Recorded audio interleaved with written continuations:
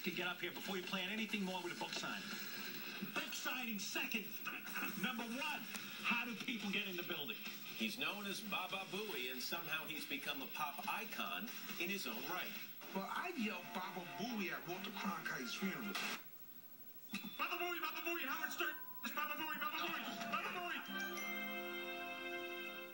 And now Gary Dell'Abate has written a new book with an appropriate title. They Call Me Baba Booey. Gary, good to see you. Good to see you, man. Thanks for having me. For the unwashed, the great unwashed, the uninitiated, how'd you get the name Baba Booey? Okay, very simply, I used to collect animation art. So in the 60s, there was a cartoon called Quick Joe McGraw and Baba Louie. Right.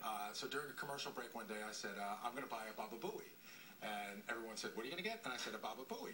So, you know, if this were here, you'd be nice enough to correct your colleague. No. They waited till we got back on the air, and Howard said, what are you going to get? And I said, a Baba Booey. And he's like, you're so stupid. You don't even know the name.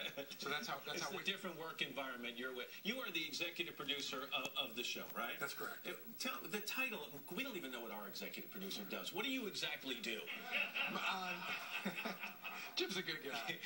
My job is I book guests for the show. I oversee a bunch of other producers, and when I took the job from Howard 27 years ago, he sat me down and he said, your job is to do everything that needs to be done so that all I have to do is create. So I've always sort of followed that credo. When people hear that you've written a book, I would imagine they're going to assume it's all about the outrageous that occurs every day in your work life. But what you've chosen to write here is actually something different. You delve into a lot of personal stories. Right. About your mom. Mm-hmm. Dealing with mental illness, about losing a brother to AIDS. Why did you want to show people that side of you? Well, I didn't want to write a tell-all book. I didn't think it was something that Howard would want. And believe me. And I don't think I would hire a person who was going to tell all the secrets. So I got offered to do a book, and my book agent said, well, what's your story? And I said, I don't have a story. But, you know, when he asked me that, I knew exactly what he meant.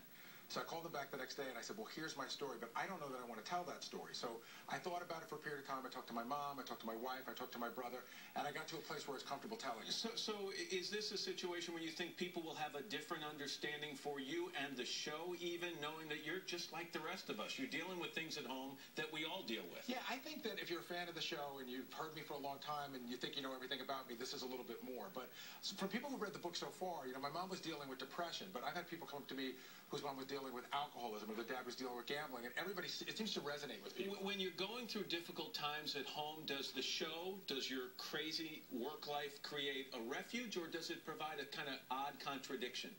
It's an odd contradiction. You know, I'm very comfortable at work. I've been going there for 27 years. I love going to work. When I go home, though, it's very different. You know, I coach my kids' local football team and local baseball team, and I love being a suburban dad when I'm not being the nut on the show. You work closely with this guy, Howard Stern, the king of all media. At work, he is outrageous. He is offensive. He is out of his mind. Do you want to blow his secret, or do you want me to? Well, I think we were both talking about it before. I wrote an acknowledgement to him in the book, and I said that a lot of people don't know the real guy. If you're just going to, you know, most of the people that have the worst thing to say about him are the people that have not listened to the show.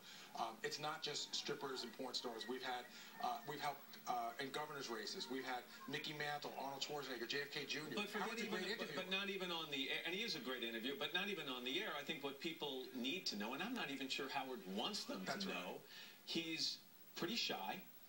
He is sensitive, thoughtful, incredibly intelligent, and I think you would agree, you know, he's a very kind guy as well. Very kind to people, and you're probably right. He probably doesn't want us talking about this. He doesn't mind. It doesn't help the act all that much. Yeah, but he's a great guy, and I always say, you know, people say, how do you take all that abuse?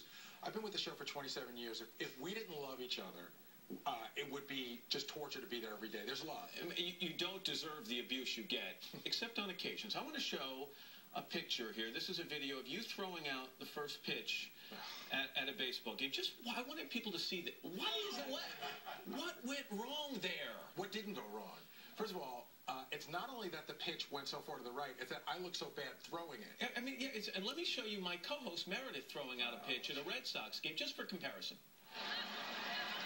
I mean, that's within the strike zone. Yeah, no, I get it. If you're trying to let me know it was a bad pitch, I'm well aware. Yeah, you've heard about that before, haven't you? Yeah. On more than one occasion. Gary, it's interesting, and it's a great book, and it's great to have you here. Thank you. My best to all your folks over at Howard Stern Show. Thanks for having me, Matt. Gary Dell'Abate. The book is called They Call Me Baba Booey, and we're back right after these messages and your local news and weather.